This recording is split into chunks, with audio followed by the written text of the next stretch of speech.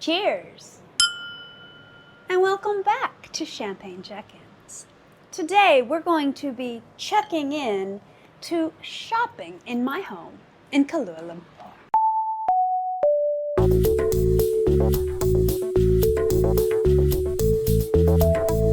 I'm Catherine.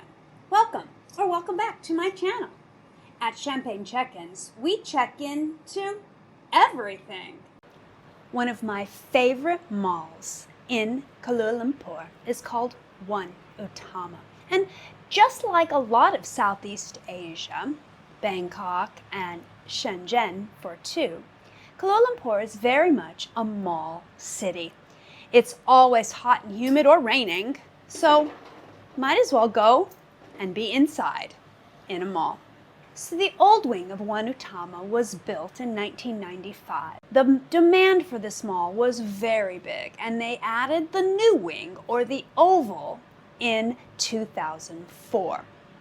With over 519,000 square meters of retail space that houses over 700 shops and restaurants. It's easy to see why One Utama is so popular. And, by the way, there's over 14,000 parking spots. Yes, 14,000. And one thing's really cool, brand new and modern, One Utama just put in a brand new parking system. If you own a One Utama card, you can have your license plate scanned as you go in, and then it'll scan your plate on the way out and debit your amount from your One card. Now, you might be wondering, what is shopping like in Kuala Lumpur?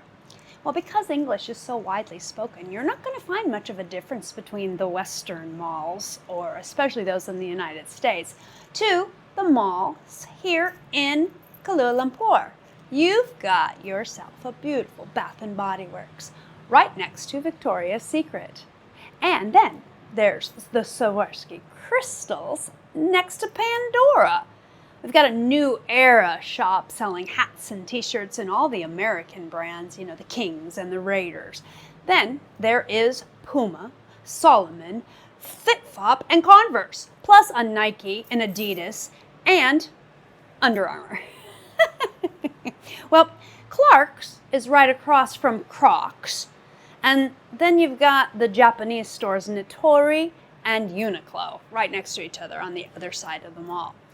Then there's always the most famous store, the Lego store. And this one's beautiful. I didn't have to look very hard, and look what I found. Yep, there it is. Star Wars. You can have a Thai massage. There's many Thai massage stores in the mall. And then you can walk across and get your nails done at one of the nail salons. There's an eyebrow place, there's a leg waxing place, there's a facelift place, and a hair place. Well, not only for cutting hair, but for growing hair too. There is a department store, Parks and Elite, 4 stories tall, right next to the Zara. Very, very famous, fancy store, Zara. Do you need any cosmetics? Because look, we've got Jo Malone in London. We've got Ken's Apothecary, Sephora, and Lush, a handmade cosmetic brand made here in Malaysia. There were 3 events in the mall this weekend. First was the gadget event in the Oval. So they had Sony and Ninja and Dyson, all home gadgets. Then there was a Mercedes-Benz event in the on the second floor of the Oval, which is actually floor 1. And then there was this event. How fun is this? Back to your childhood, Catherine. The Care Bears. Now, for the food. Now, unlike malls that I'm used to in the United States, there's not one big food court. There are 2 smaller, more traditional Malaysian-style food courts, but there are restaurants all over the mall on every floor. You can get Japanese and Chinese, and you get Thai, you get some Tex-Mex as well. You get Malaysian and Indian and Korean, and you name it, they've got it in there. But they do have some very noticeable, memorable brands. They've got Burger King, KFC, and McDonald's. You've got Auntie Anne's, Dunkin' Donuts, and Garrett's Popcorn. You want a snack? You can get a good one. There is also coffee at Tim Hortons and Starbucks, or ice cream at Haagen-Dazs, or Baskin-Robbins.